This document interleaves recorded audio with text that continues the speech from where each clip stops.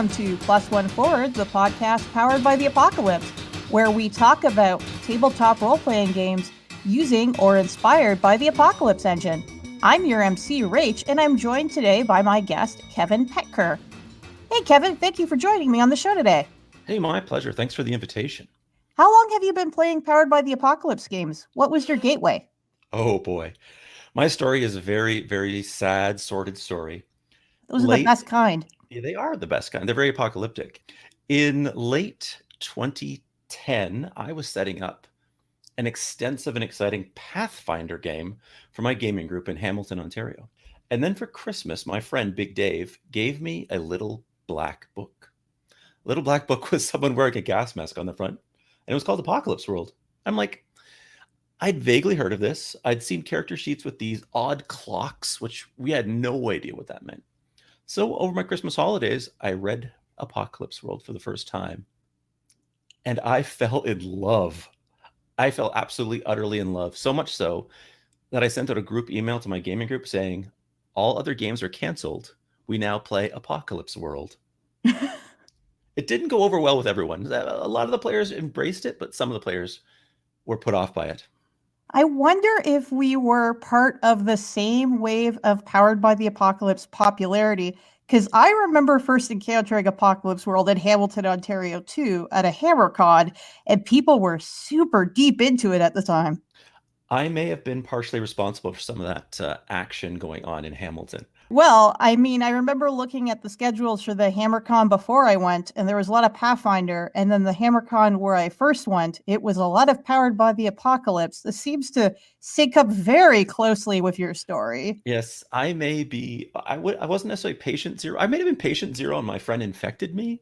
But yeah, it mapped so much, particularly the MC section, mapped so much to the way I had just sort of naturally been GMing. But Apocalypse World gave me these words and frameworks and concepts to actually articulate what I was doing when I was running a game. I'd been playing to find out for most of my GMing or DMing career. So to see that someone else had felt the same way and had put it into words was just, it was like opening my brain. I felt my brain was opened, and I was suddenly in some kind of a new plane of existence. Read a sitch.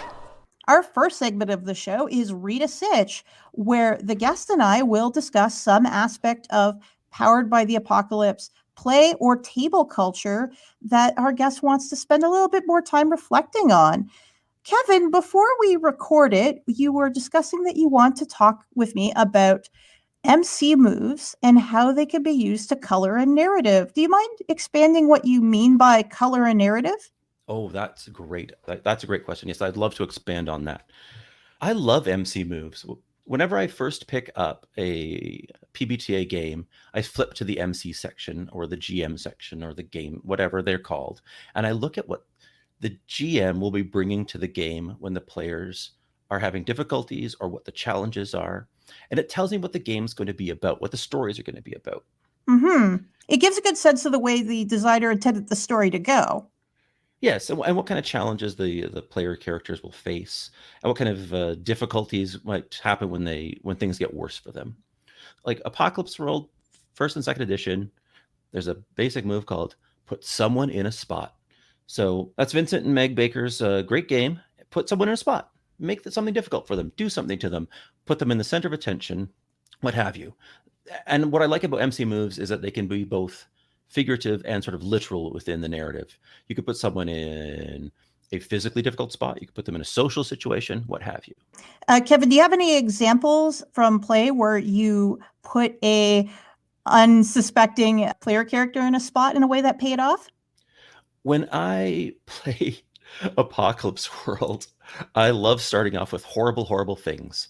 So one example is I started a game with a grenade comes flying into your lap. What do you do? That's good. Now that is a soft move because it hasn't gone off yet. The player still has a chance to avoid their harm, but that's definitely put in the spot.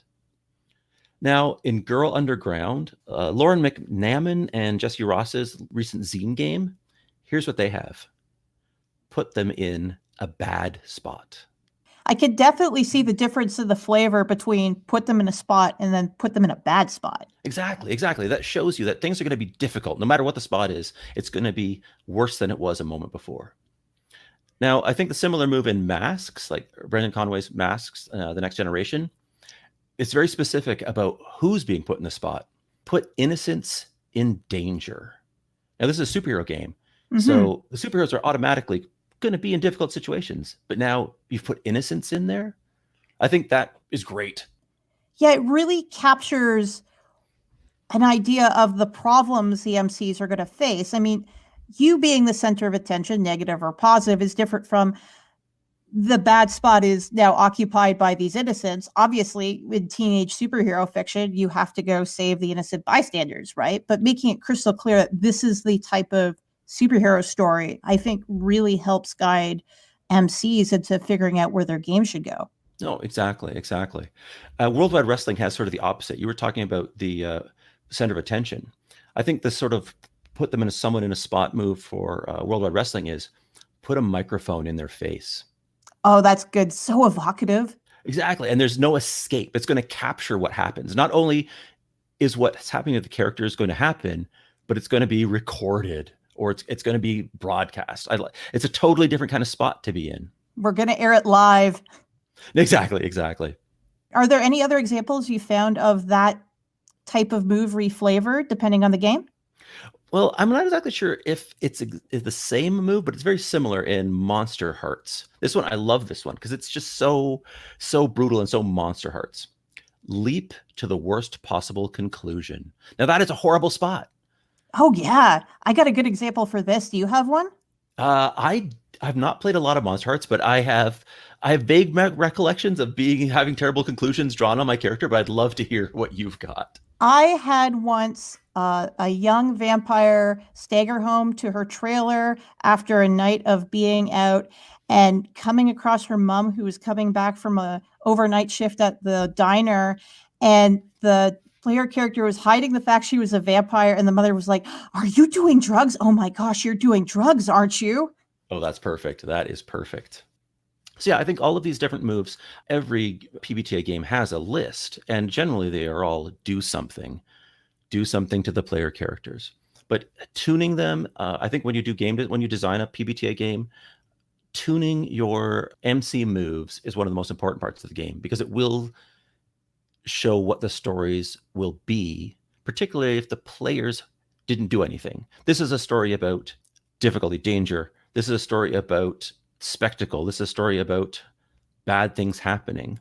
Another kind of MC move I really like, and this is in Masks, and it's something I don't know if it's in a lot of Apocalypse World games or even any role-playing games at all, but the one in Masks is announce between panel threats, which is a thing that you see in comic books, you see in movies, where you have a scene where none of the players are present, none of the PCs of your story are present, but you still get to know what's happening, sort of foreshadowing, letting the players know, here's the ball that's coming towards you. I love that. Yeah, it's so in genre. Oh, it's so good. So in Princess World, my put people in a spot move is called entangle things or entangle them. So what it means is that if the princesses are on the scene, if they're in the situation, they're going to get wrapped up in it. They don't have an option not to be part of it. Are there other mechanics in the game that invoke that fabric or thread motif? There is. The threads are what bind the characters together, and the color is part of how the game works as well. Everyone has a color that they've picked as their favorite color. So anything they do in the game, they're going to be writing it in that color. So you'll see a colorful tapestry develop as you build your world.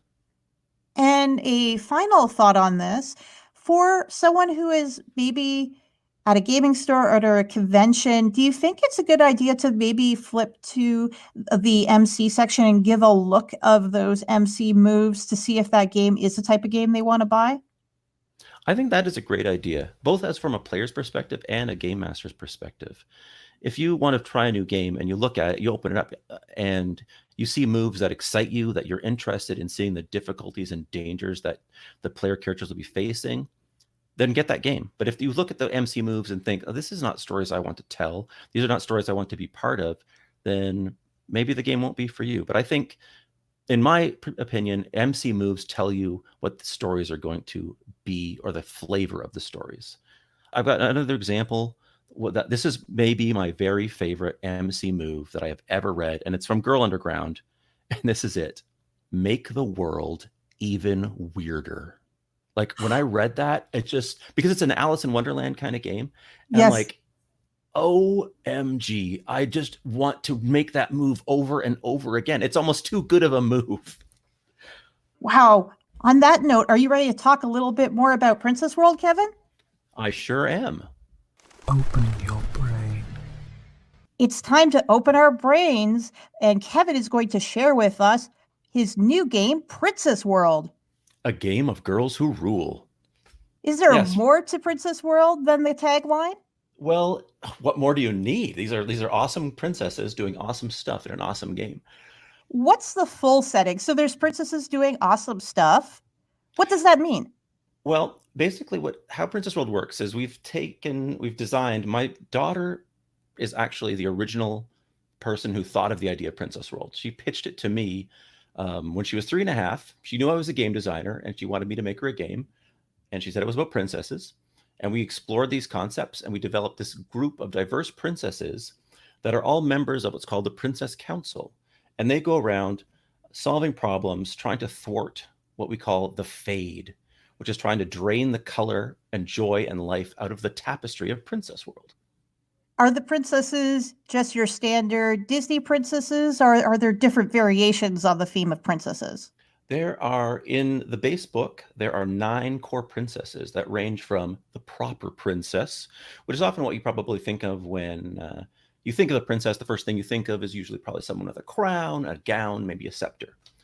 Well, she's in the game. She's got poise, she's got nobility, but there are other princesses. There is the pirate princess. There is the space princess. There is the rather wild and rambunctious skateboard princess. And it goes all the way down the list to last, and some say least, the pauper princess, a princess who has lost everything except her princessness. How are the mechanics different from your standard Apocalypse World? A few of the things that are different in Princess World is that when you select a playbook, your stats are fixed. You don't pick from an array. Each princess already has the sort of stat strengths and weaknesses locked in with the character. So the warrior princess, she has incredibly high punch, but not a lot of persuade or poise. Well, the knight princess has a bit of balance of poise and punch, and the skateboard princess is all about her pluck. Additionally, one thing I've always hated about Apocalypse World, and a lot of the hacks, are stat swapping. I don't like these moves that are given that allow you to change a stat so that you stop using a stat now that you've taken your best one with that move. So at first I was not going to allow any stat swapping in Princess World at all. And of course then, because there's no status quos, it turns out you can swap stats freely in Princess World. The only thing is you have to narrate it with your different stat. So when the warrior princess with her mighty punch is trying to convince someone to change their mind, which would normally be a persuade roll, well, if the player can narrate a way to use the punch instead of persuade, they can do it. Now, they'll have to pay a cost to the game master, who's called the Weaver in Princess World, but they can still try. And sometimes that's part of the game, is determining the balance. Do I do what I'm really good at, even though it might cause problems, or do I take the risk of doing something I'm not very good at to keep things smooth? When I think princess, there's a specific audience or demographic I think a lot of people are going to associate with princesses, mostly a younger demographic. Is Princess World just for younger children, or is it a game for everyone? Well, my target demographic is my daughter, who is turning 6. But players that I'd like most to have playing this game are new gamers that are between the ages of 8 and 13. And in fact, I set up focus groups and interviews with children at our local library, the school my kids go to, and talk to them and see what were they looking for in games and what kind of ideas did they like. That being said, adults have played Princess World a lot more than kids have so far, and all of them seem to have enjoyed it. I think one of the best comments I ever got was at PAX East, when some players had got roped in by their friends to play Princess World. And one of the players was very, not exactly upset about having to play a princess, but really didn't seem that engaged with it. After the game was over, the player came up to me and apologized, and this was their feedback. This vastly exceeded my expectations. I was blown away. And I've had other players, particularly sort of veteran players, if you want to call them that, who say that the game awakens their inner princess. What's your favorite move in the game and why? My favorite move in the game is a basic move called Brave Danger, because it sort of strikes right to the core of what Princess World's about. So Brave Danger is something you do when you want to get past something difficult, avoid something, or evade harm. And what happens is, on a strong hit, you make it past the danger through it or avoid it, and you give a benefit to one of your companions. On a 7 to 9, you have to choose which happens. So you can choose to be selfish, or you can choose to be selfless. But there's no judgment in either way. It's your choice. That's one of the parts of the heart of Princess World, is having the players make those choices. And sometimes being selfish is the right choice, and sometimes helping your companions and friends is the right choice. But I leave that in the player's hands. And that's why I like Brave Danger. Kevin, I'm ready to give Princess World a shot. Are you ready to run me a small adventure? I certainly am. I believe you have a character, you have dice, and I think we should be ready to go. It is time to act under fire. It's time to act under fire, where our guest runs a small segment of their game and the host gets to try it out. I'm going to be playing Rachari, the warrior princess. There's a couple things on my character sheet listed as truths. Kevin, can you explain what those mean? So every princess in Princess World is defined by 4 core truths, and they're unique to each princess. These are narrative statements that they basically give them their powers or show you where they're strong. And they are written in the character's favorite color. When you pick a princess, you also pick their favorite color, and everything you do that's true in the game will be written down in that color, unless the truth has been judged to be unpleasant, which means it's a truth that's still powerful, but causes you problems. I think if we look at your character sheet, you might see one that's sitting there looking at you. Yes, I have 2 weapons, one of which is an axe that can fly. That one is in orange. That's my favorite color. The other weapon on my character sheet is the verbal barbs of my quick wit. That one is written in black, thus making it an unpleasant truth. Like, she's got a quick wit, but sometimes it gets her into trouble. So she probably has the best snarky comebacks, the put downs to put her opponents into check, but occasionally one might slip out when it shouldn't. I also have my helmet, which is a gift from the Wolf Queen that lets me speak to animals.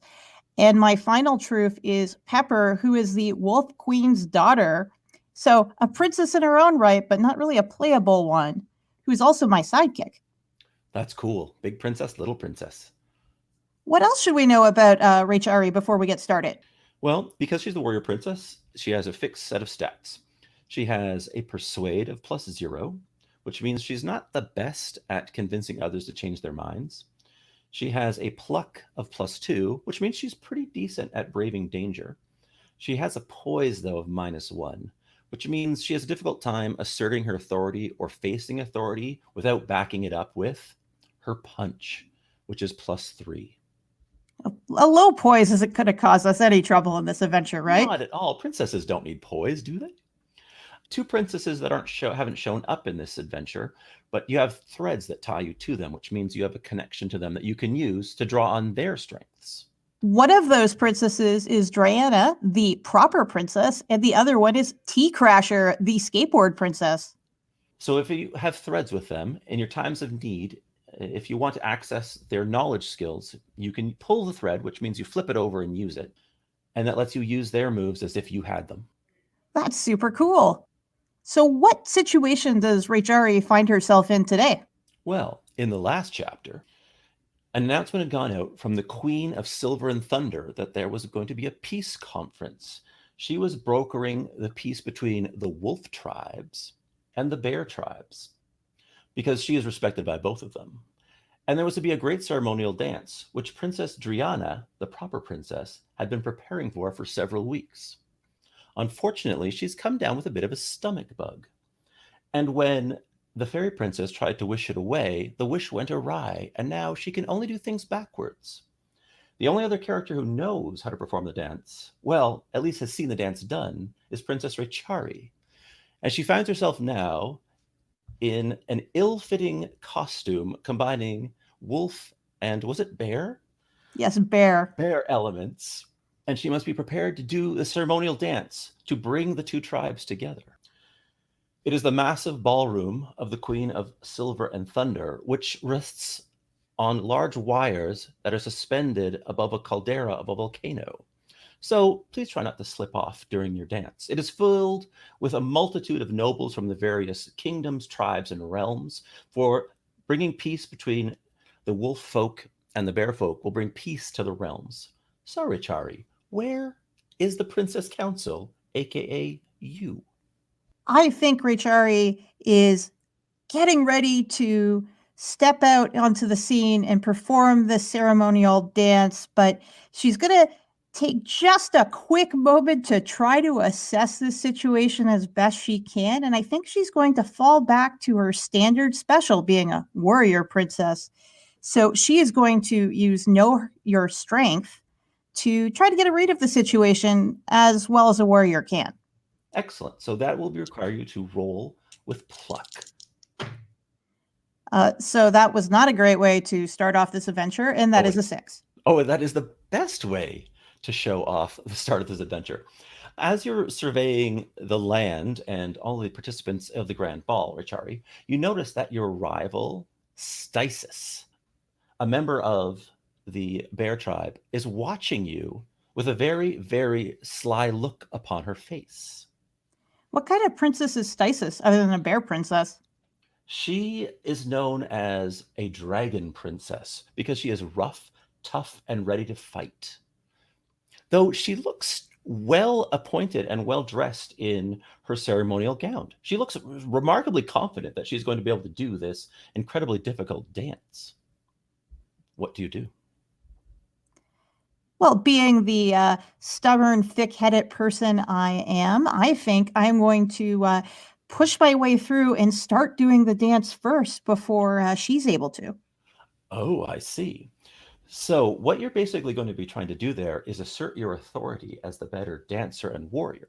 So please, unless you're actually pushing people out of the way, you'll be required to roll with poise.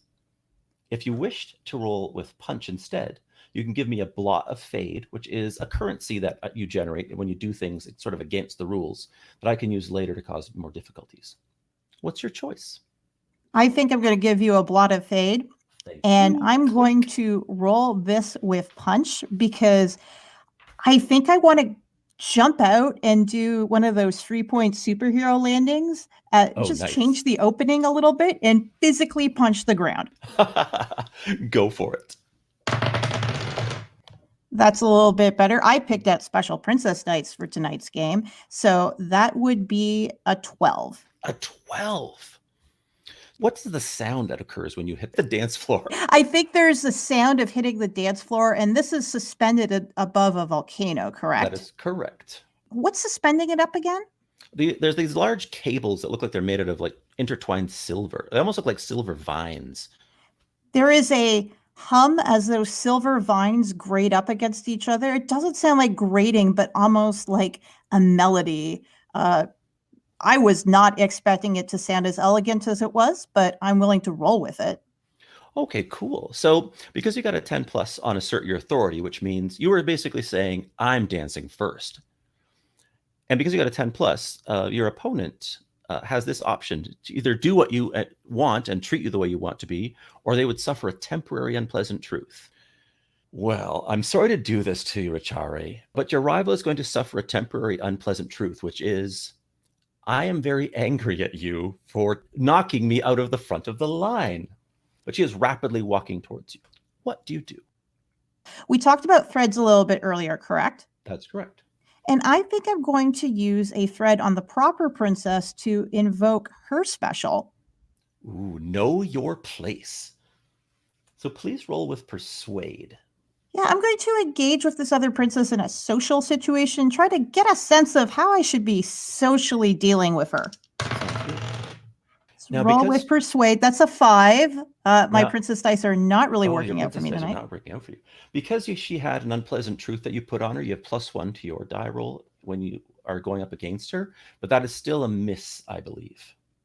It definitely is. So what happens? Well, I'm going to let you ask one question off the list for Know Your Place, and then she's going to do an incredible dance.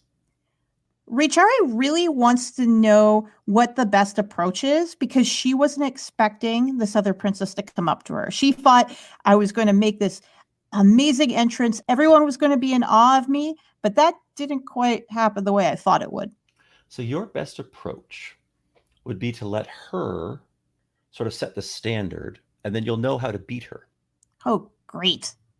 I'm Now, going to watch then. She performs a meticulous rendition of the dance. It is like watching a ballerina, like a clockwork ballerina, do it. And in fact, as she's dancing, you notice a glint, like a coppery glint on one of her joints, which does not appear to be armor or weapon. What do you do? Take a moment to see if I can make out anything specific about that coppery glint in her joints. Are you trying to do this surreptitiously, or are you doing it obviously that you're attempting to sort of see what's going on?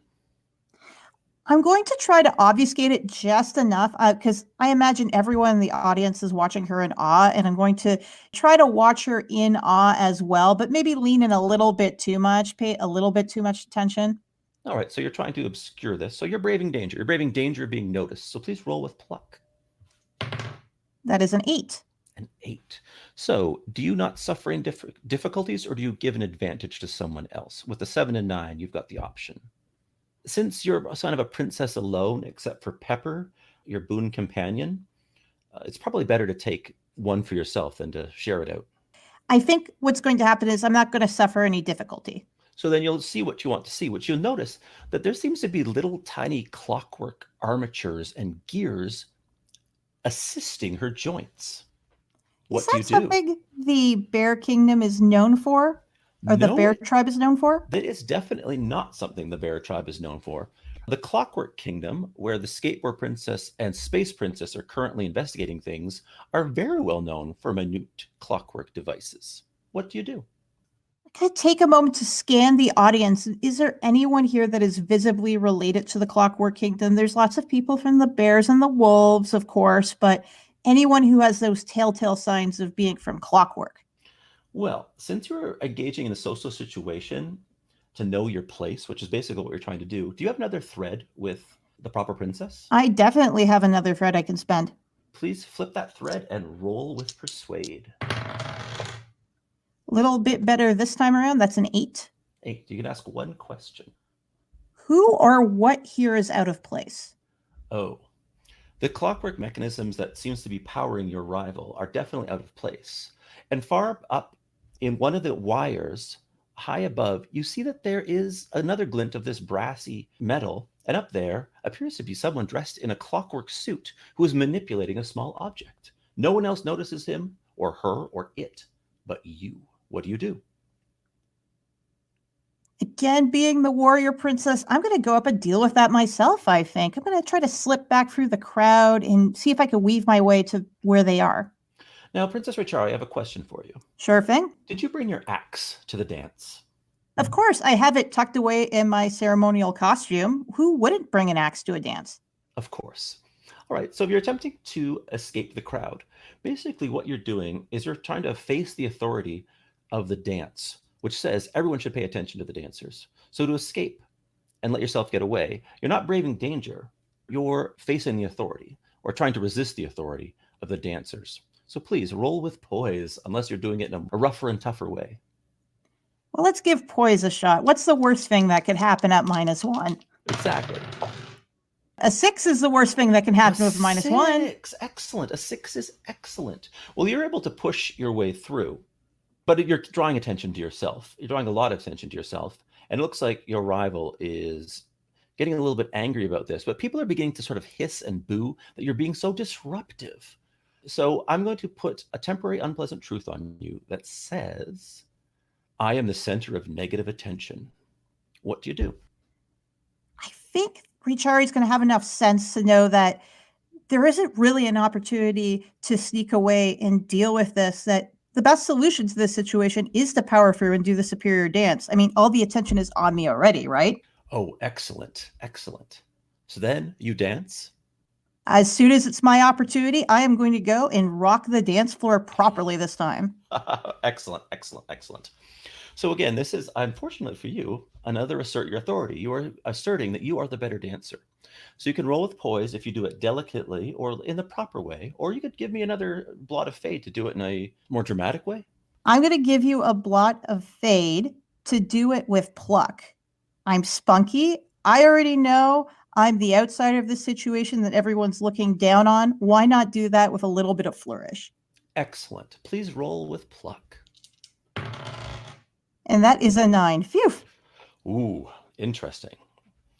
So it's a 7 to 9, so it's a partial success. You falter or overstep. The audience chooses to watch you dance, but you suffer a temporary unpleasant truth. Your axe is loose and wants to fly. What do you do?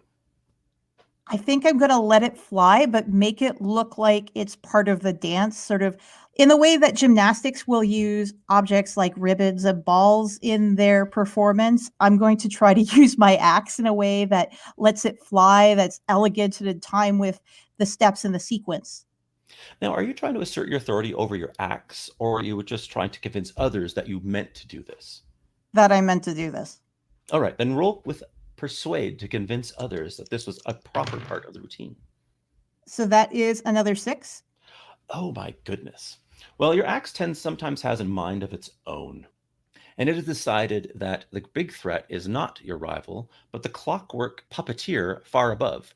And your axe goes swinging and winging and whirling upwards into the wirework. And you hear these sort of noises as if like a guitar wire is being cut. What do you do? I think it's time to call attention to the clockwork person in it's rafters above, correct? Yes, it's like this grid work of all these lattices and silvery webs and wires and vines. So I think I'm going to use one of the threads that I have with the skateboard princess. Oh, excellent. And I'm going to know your path. All right, please roll with pluck. So that's a 10. And I'm observing the way to get between where I am to where this figure is above me. Yes. What Excellent. is the boldest way through?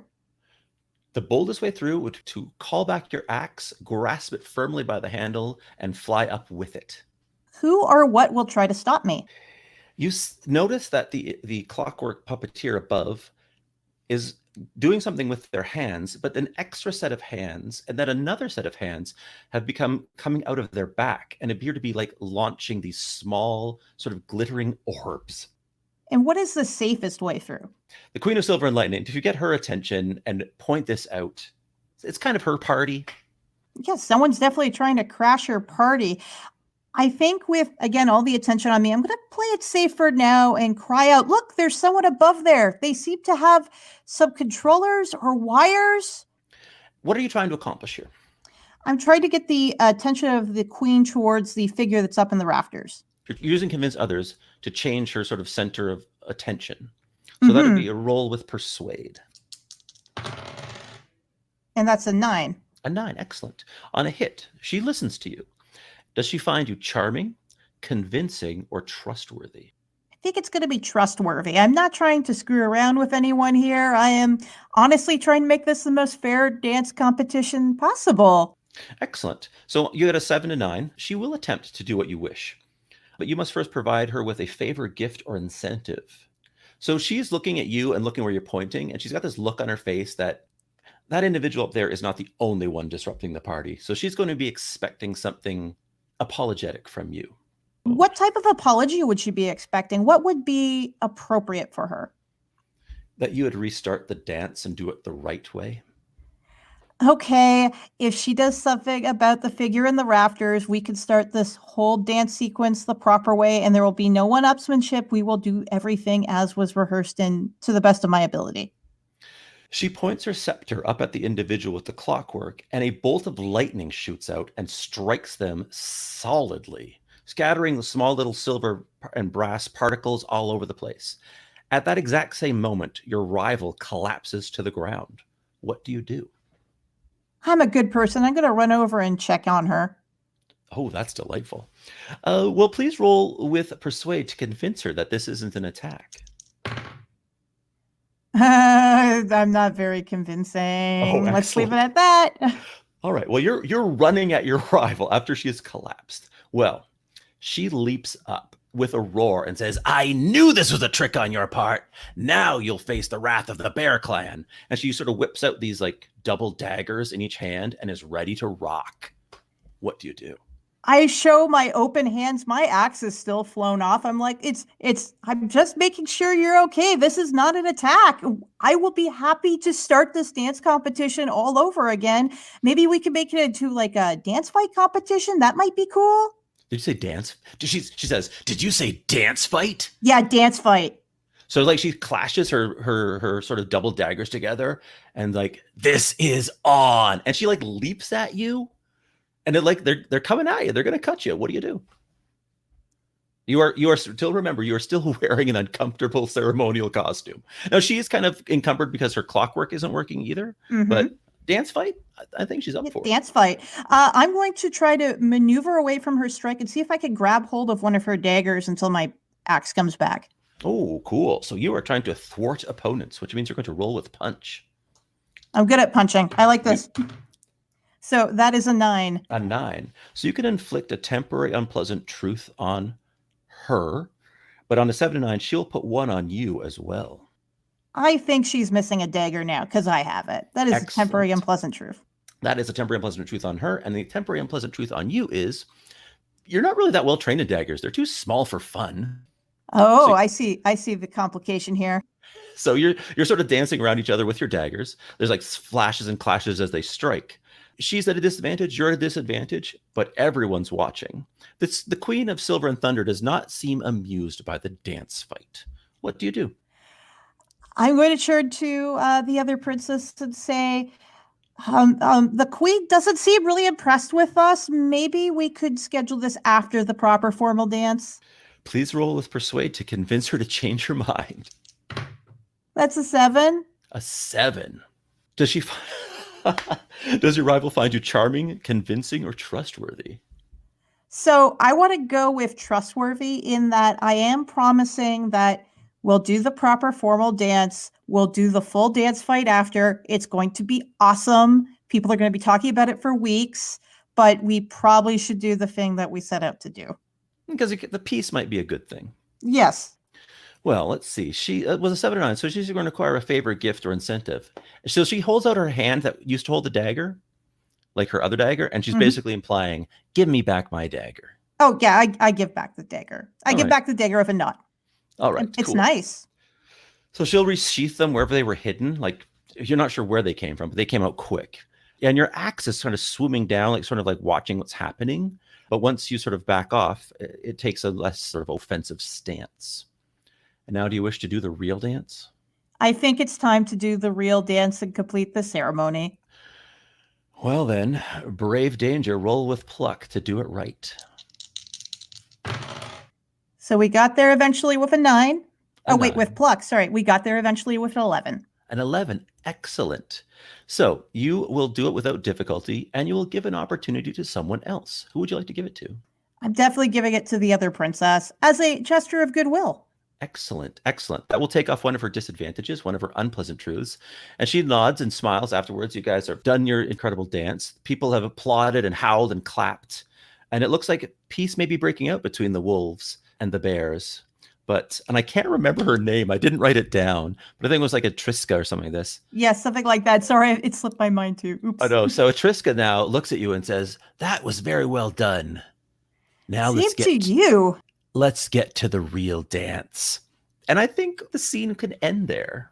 I definitely agree. I'd leave the mystery of the dance fight up to the audience's imagination. Indeed, indeed. Well done. I hope you had fun with that. That was cool. Yeah, that was really neat. I really enjoyed that. Thank you again for joining me today, Kevin. This has been a great conversation. I've had a lot of fun with this. This has been my first podcast interview. I've done actual play podcasts, but this is my first interview, and I had a lot of fun. Well, I'm glad you had such a great time. If our listeners want to find more of your work online, where can they check you out? You can find me on Twitter at Kevin Petker. So that's at KEVINPETKER. If you'd like to learn more about Princess World, you can follow at Princess World RP on Twitter as well. You can also find some of my other games at itch.io if you look for my name. And I hope you take a look at Princess World on Kickstarter as well.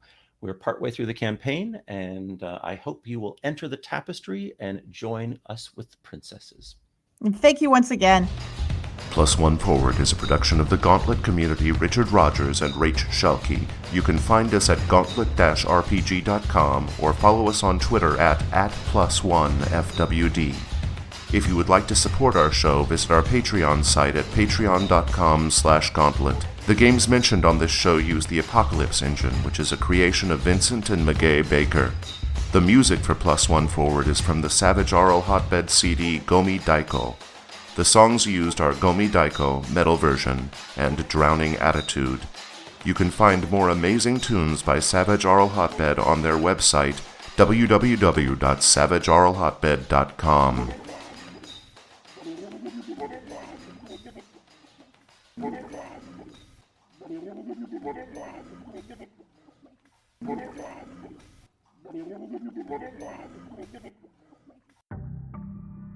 Hey listeners, Jason here.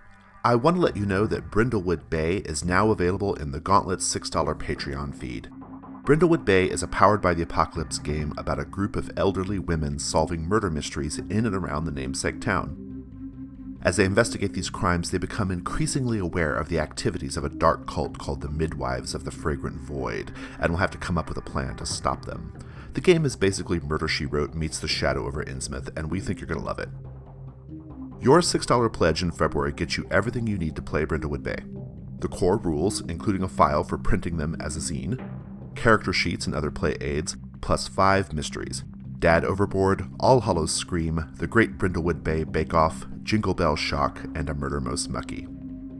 So head over to patreon.com/gauntlet and make a $6 pledge to get Brindlewood Bay. Keep your pledge active, and you'll also get new issues of our magazine Codex every month. Thanks. All right, so now we're going to do the time travel part of our podcast. I love Okay. time travel.